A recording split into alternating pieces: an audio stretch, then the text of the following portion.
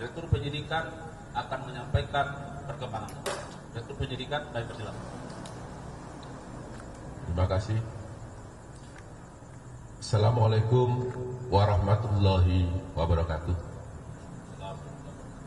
Selamat malam bagi kita semua yang saya hormati Bapak Kapus Penkum beserta jajaran. Teman-teman jurnalis yang pada malam hari ini hadir bersama kami. Langsung saja saya akan menyampaikan perkembangan penanganan perkara terkait penyidikan dugaan tindak pidana korupsi dalam tata kelola minyak mentah dan produk kilang pada PT Pertamina Persero, Subholding dan kontraktor kontrak kerjasama atau K3S tahun 2018 sampai dengan tahun 2003. Bahwa pada hari ini, Senin tanggal 24 Februari 2025, kami kembali menyampaikan perkembangan penyidikan perkara dugaan tindak pidana korupsi dalam tata kelola minyak mentah dan produk kilang pada PT Pertamina Persero, Subholding dan kontrak kerjasama atau K3S tahun 2018 sampai dengan tahun 2023. Berdasarkan surat perintah penyidikan nomor 59/FD2 FD-2/10/2024 tanggal 24 Oktober 2024. Berdasarkan perkembangan penyidikan tersebut, tim penyidik menyimpulkan dalam ekspos perkara bahwa telah terdapat serangkaian perbuatan tindak pidana korupsi yang dapat merugikan keuangan negara dari adanya alat bukti yang cukup, yaitu sebagaimana telah disampaikan tadi oleh Pak Kapus Penkum, yaitu berdasarkan keterangan saksi, berdasarkan keterangan ahli, berdasarkan bukti dokumen yang telah disita secara sah dan bukti-bukti lain termasuk barang bukti elektronik atau BB. Berdasarkan alat bukti tersebut, tim penyidik pada malam hari ini menetapkan 7 orang sebagai tersangka, antara lain 1. RS, yang bersangkutan adalah Direktur Utama PT Pertamina Patra Niaga. Yang kedua, SDS, yang bersangkutan adalah Direktur Feedstock and Product Optimization PT Kilang Pertamina Internasional. Ketiga, JF selaku Direktur Utama PT Pertamina Internasional Shipping. Keempat, AP selaku VP Feedstock Management PT Kilang Pertamina Internasional. Yang kelima, MKAN selaku Beneficial Owner PT Navigator Katulistiwa.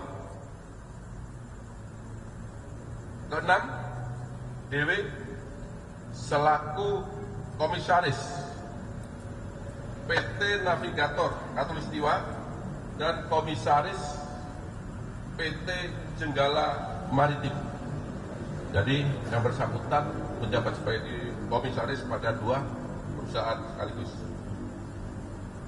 Sedangkan yang terakhir, ketujuh, adalah GRJ selaku Komisaris Jenggala Maritim dan sekaligus menjabat sebagai Direktur Utama PT Orbit Terminal Merak.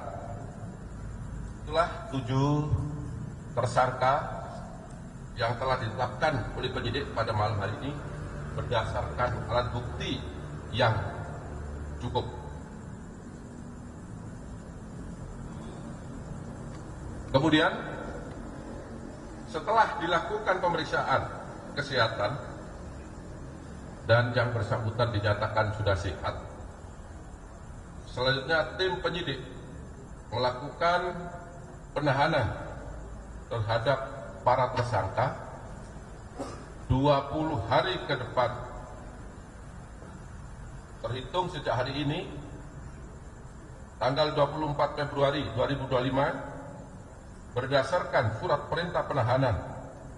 Yang pertama, surat perintah penahanan nomor 14, kemudian surat perintah penahanan nomor 13, surat penahanan nomor 12, surat perintah penahanan nomor 15, surat perintah penahanan nomor 16, surat penahanan nomor 17, dan surat perintah penahanan nomor 18 garis miring F.2 garis miring FD.2 garis miring 02 garis miring 2025 tanggal 24 Februari 2025. Adapun kasus posisi akan saya sampaikan sebagai berikut. Bahwa pada periode 2018 sampai dengan periode 2023, pemenuhan minyak mentah dalam negeri seharusnya wajib mengutamakan pasokan minyak bumi dari dalam negeri. Dan Pertamina wajib mencari pasokan minyak bumi yang berasal dari kontraktor dalam negeri sebelum merencanakan impor minyak bumi sebagaimana diatur dalam pasal 2 dan pasal 3 Peraturan Menteri ESDM nomor 42 tahun 2018 tentang prioritas pemanfaatan minyak bumi untuk pemenuhan kebutuhan di dalam negeri.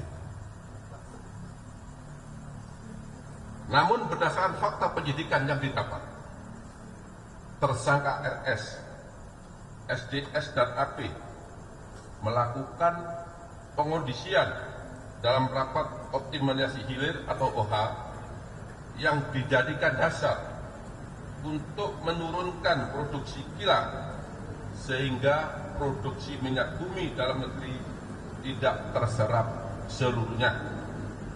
Dan pada akhirnya pemenuhan minyak mentah maupun produk kilang dilakukan dengan cara impor. Pada saat produksi kilang minyak sengaja diturunkan, maka produksi minyak mentah dalam negeri oleh K3S sengaja ditolak dengan fakta sebagai berikut. Produksi minyak mentah oleh K3S tidak memenuhi nilai ekonomis, padahal harga yang ditawarkan oleh K3S masih masuk range harga HPS. Yang kedua, produksi minyak mentah K3S dilakukan penolakan dengan alasan spesifikasi tidak sesuai dengan spek. Namun faktanya minyak mentah bagian negara masih sesuai dengan spek kilang dan dapat diolah atau dihilangkan kadar merkuri atau sulfurnya. Jadi kerjasama antara pemerintah dengan pihak K3S, kontraktor kontrak kerja pelaksana ini, ada bagian minyak yang sebagian K3S dan sebagian negara atau Pertamina dengan kualitas yang sama berdasarkan persentase yang telah disepakati. Pada saat produksi minyak mentah dalam negeri oleh K3S ditolak dengan dua alasan tersebut, maka menjadi dasar minyak mentah Indonesia dilakukan ekspor. Jadi bagian K3S tadi karena ditolak dengan alasan tidak sesuai dengan spek, harganya tidak sesuai dengan KPS, maka secara otomatis bagian K3S harus diekspor ke luar negeri. Untuk memenuhi kebutuhan dalam negeri, maka kilang Pertamina Internasional melakukan impor minyak mentah dan PT Pertamina Patraniaga melakukan impor produk kilang. Harga pembelian impor tersebut apabila dibandingkan dengan harga produksi minyak bumi dalam negeri, terdapat perbandingan komponen harga yang sangat tinggi atau berbeda harga yang sangat signifikan. Jadi saya perjelas, pada saat K3S mengekspor bagian minyaknya karena tidak dibeli oleh PT Pertamina, maka pada saat yang sama PT Pertamina mengimpor minyak mentah dan produk kilang. Selanjutnya, untuk kegiatan pengadaan impor minyak mentah oleh PT Kilang Pertamina Internasional dan produk kilang oleh PT Pertamina Patraniaga diperoleh fakta adanya perbuatan jahat atau mens rea antara penyelenggara negara, yaitu tersangka SDS, AP, RS dan JF bersama dengan demut atau broker, yaitu tersangka MK, DW dan GRJ, sebelum tender dilaksanakan dengan kesepakatan harga yang sudah diatur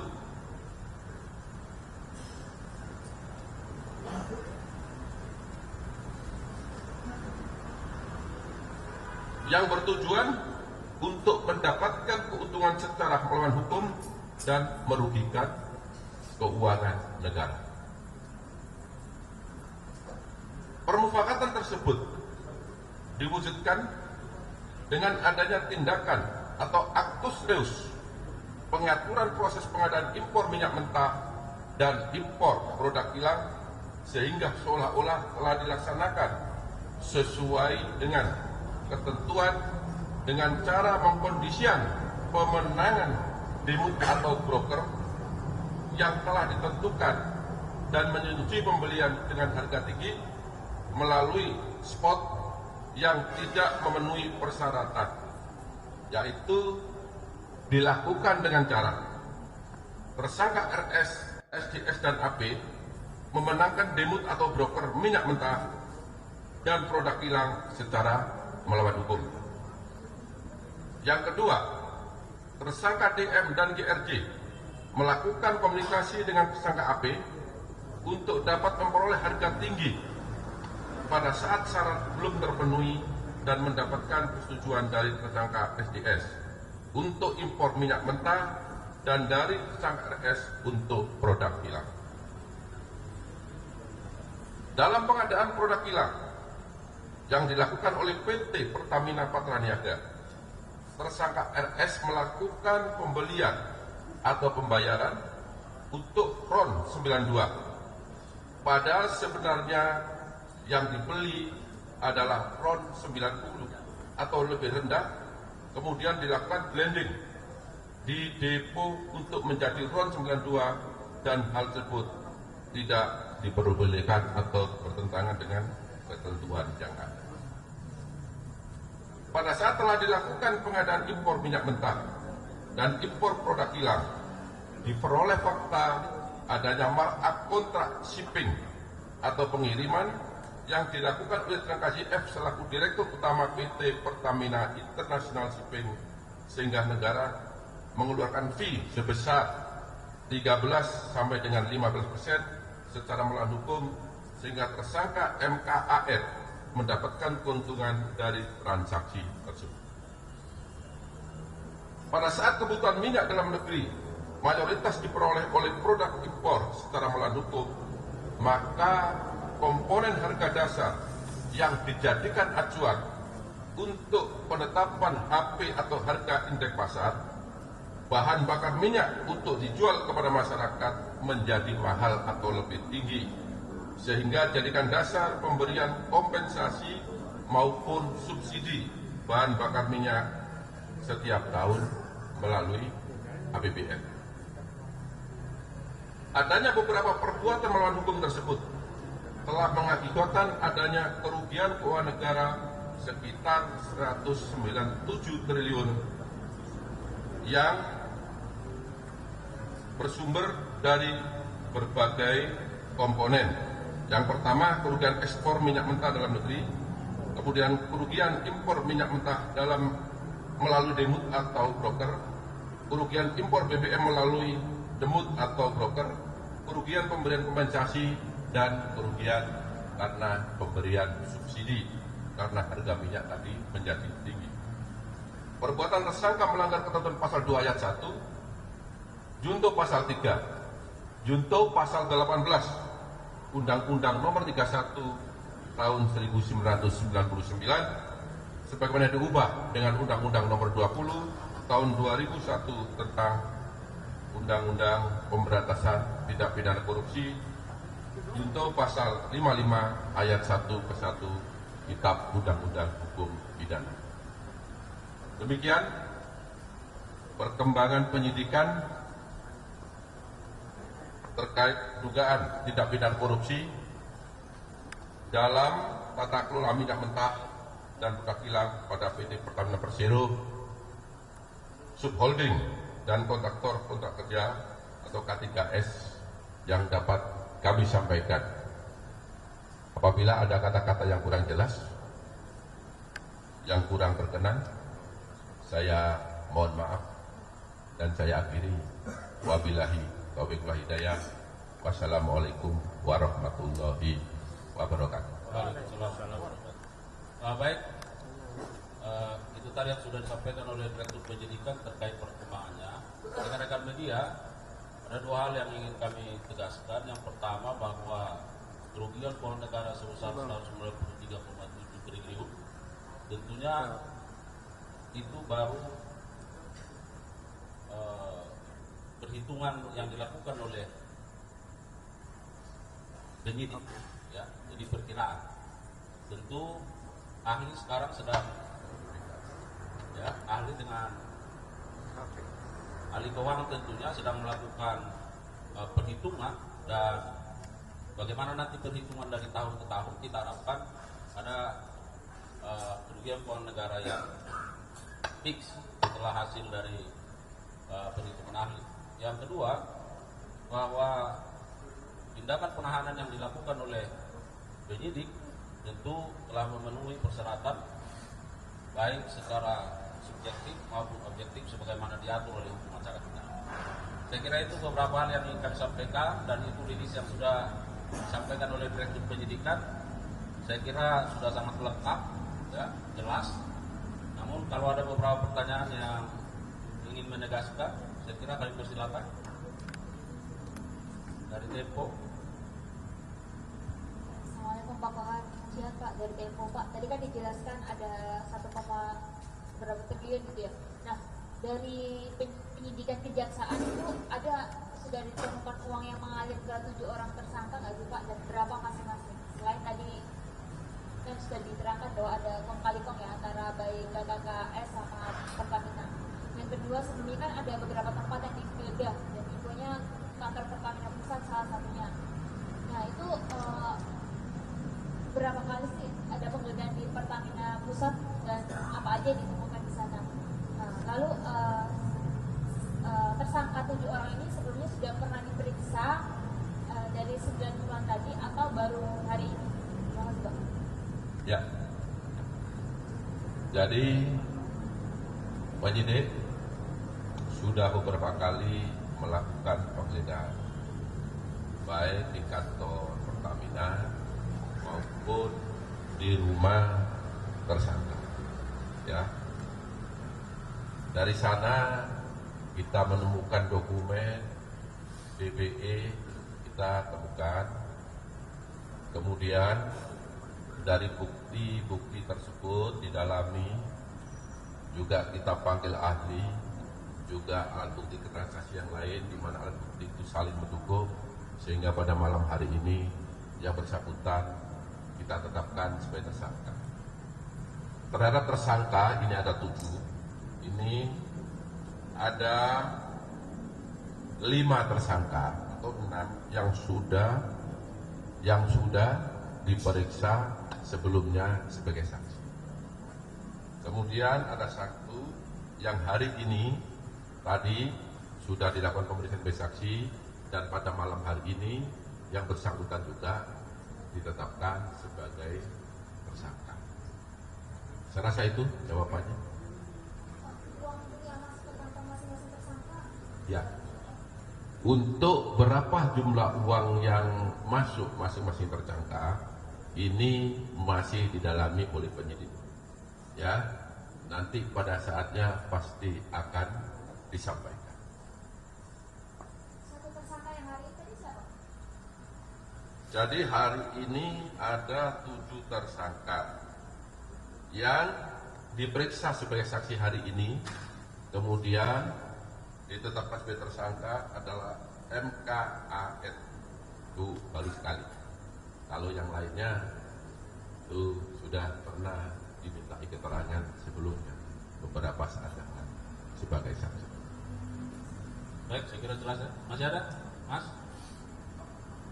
Ada lagi? Udah diambil tadi, jangan terlalu bolong. Cukup saya kira ya.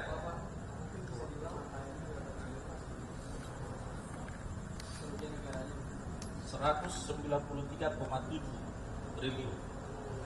Jadi saya pertegas sekitar 197 triliun, dan karena ini selama 5 tahun 2018 sampai 2023 nanti finalnya akan kami sampaikan ya, setelah penghitungan oleh audit BPK sudah selesai ya.